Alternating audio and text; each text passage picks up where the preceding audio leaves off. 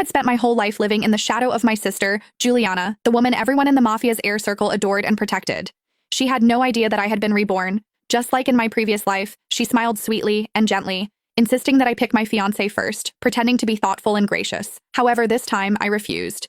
In my previous life, I naively believed she meant well. I married the man she recommended, Chester Kane, an heir who was said to have been paralyzed after an ambush. I gave up my right to inherit the family, becoming his caretaker, his crutch, the medicine he used to fight loneliness. However, no matter how much warmth I gave him, his heart remained frozen. The truth only came out during my sister's pregnancy celebration.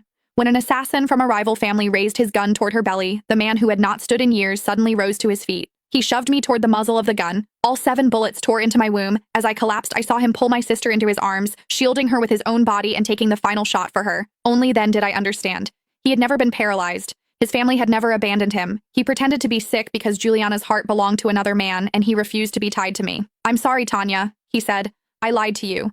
However, I couldn't let Giuliana lose the heir she's carrying. I'll repay what I owe you in our next life." When I opened my eyes again, I was back on the day my father asked us to choose our marriage partners.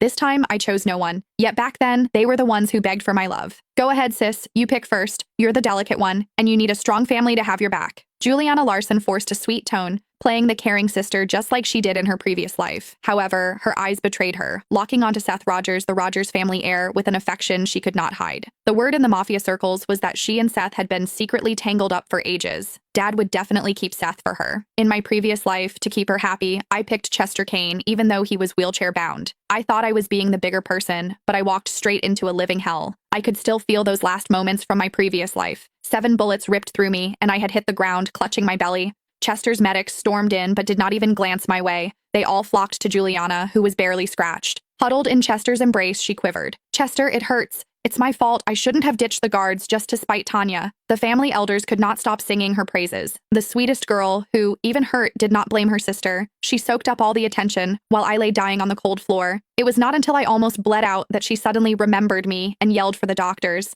"Save my sister! What are you waiting for? Go!" Her tears sparkled like diamonds in the light. That was when I saw through her act. That was why I laughed when Dad asked me who I wanted. "Since Giuliana is so thoughtful, I won't hold back. I'll take Seth." "What?" Giuliana's smile disappeared as her eyes welled up with tears. "Tanya, you're well aware of my relationship with Seth." Chester's head snapped up, his eyes widening in shock. Then my father's hand struck my face with a force that echoed through the room. "Look at yourself. Seth is the heir to the Rogers family. Do you really think someone like you, an illegitimate daughter, could marry him? You know he's fond of your sister, yet you choose him on purpose. Are you trying to drive your sister to her grave?" Blood trickled from the corner of my mouth, yet I could not help but smile.